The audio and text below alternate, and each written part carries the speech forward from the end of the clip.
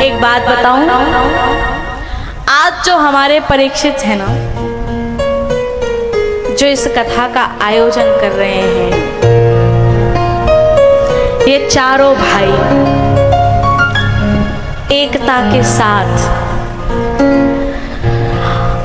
आज इनके पूर्वज, इनके बड़े बूढ़े कितने प्रसन्न होंगे, उनका कितना सौभाग्य उज्जवल हो रहा होगा और वो कितना आशीर्वाद दे रहे होंगे, ये तो अब वही जानते होंगे।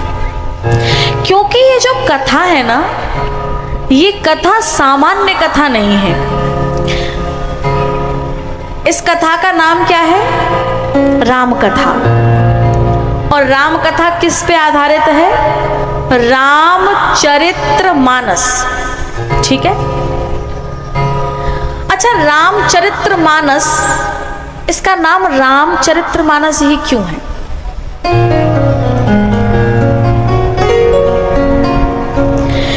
क्योंकि यदि हमारा चरित्र उज्जवल नहीं हुआ, उत्तम न हुआ, तो सर्वमेतत न किंचित, हमने सब कुछ पाकर के भी कुछ नहीं पाया। यदि हमारा चरित्र उज्जवल नहीं हुआ तो ये जो राम का चरित्र है ना, इस चरित्र को सुन सुन करके हमारा सबका चरित्र उज्जवल होता है। राम का चरित्र सुन करके कभी किसी दुष्ट की बातें सुनना बड़ा दिमाग खराब होगा। हम कहते हैं ना कि अरे फलाने के संग में वो रहेगा तो बिगड़ जाएगा, ज्यादा उससे बात करेगा तो बिगड़ जाएगा। लेकिन जब राम का चरित्र सुनते हैं, राम का चरित्र गाते हैं, तो हमारा चरित्र भी राम की तरह हो जाता है। इसलिए ये रामचरित्र मानस है। और ऐसे रामचरित्र मानस, ऐसी राम कथा का जो आयोजन कर रहे हैं, हम अपने माँ बाप के लिए गाड़ी ला करके खड़ा कर दें, बंगला बनवा दें, उससे उनका उद्धार होने वाला नहीं है। कैसे होगा? भगवान की कथा जब औलाद, जब संतान भगवान की तरफ चलती है, तब जाकर के माँ बाप खुश होते हैं। चाहे वो कितनी भी गाड़ी घोड़े खड़े कर लें, बंगला बना लें, अटेरी बना लें, कुछ भी बना लें, लेकिन माँ बाप तब खुश होते हैं जब संतान भगवान की तरफ चलती है, जब संतान भगवान की तरफ अपने कदम बढ़ाती है।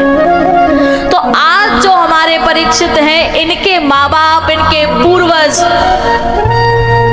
जहां कहीं भी होंगे, वो सब अपने दोनों हाथों से, अपने हृदय से आशीर्वाद दे रहे होंगे, प्रसन्न हो रहे होंगे कि मेरी संतान इतना अच्छा कार्य कर रही है, इतना श्रेष्ठ। सबसे श्रेष्ठ काम क्या है? दुर्लभम त्रयमेवैतत् देवानुग्रह हेतुकम मनुष्यत्वम मुमुक्षुत्वम महापुरुष संश्रयः।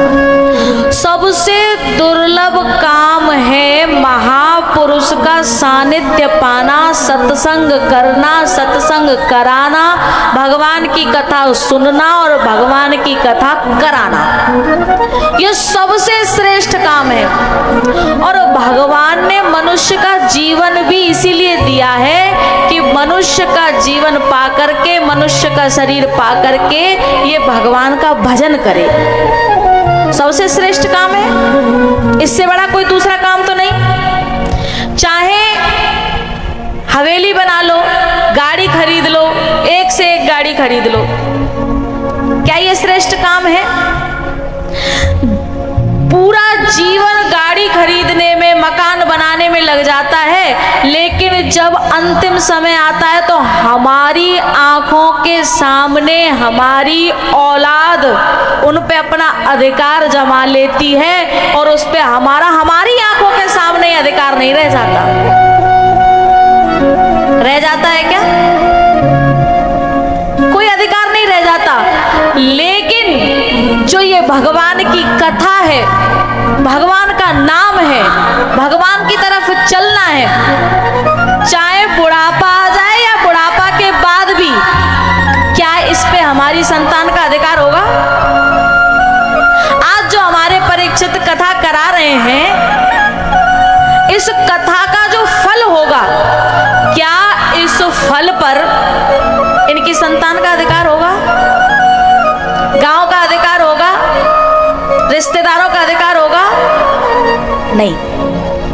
इसके फल पर इन्हीं का अधिकार है और ये इसी को लेकर के भगवान के पास हाजिर होंगे जाकर के। तो इनके जो पूर्वज हैं,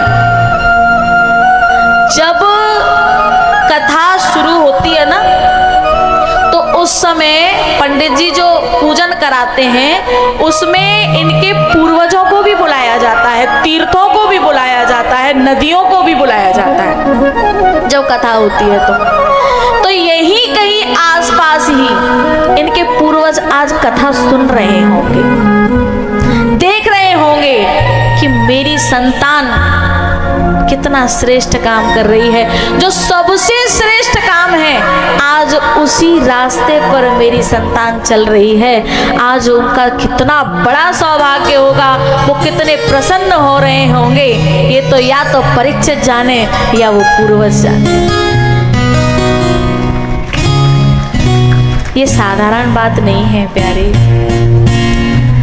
तो ये सौभाग्य नहीं है, ये मत समझना ये सौभाग्य है, ये हम सबका परम सौभाग्य है। और एक बात बताऊं,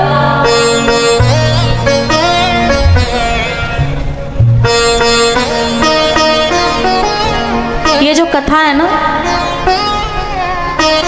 इस कथा में हर किसी का सहयोग भी नहीं होगा,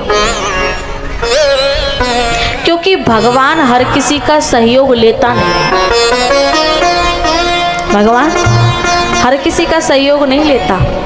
यदि भगवान हमारा सहयोग ले रहा है तन, मन और धन से,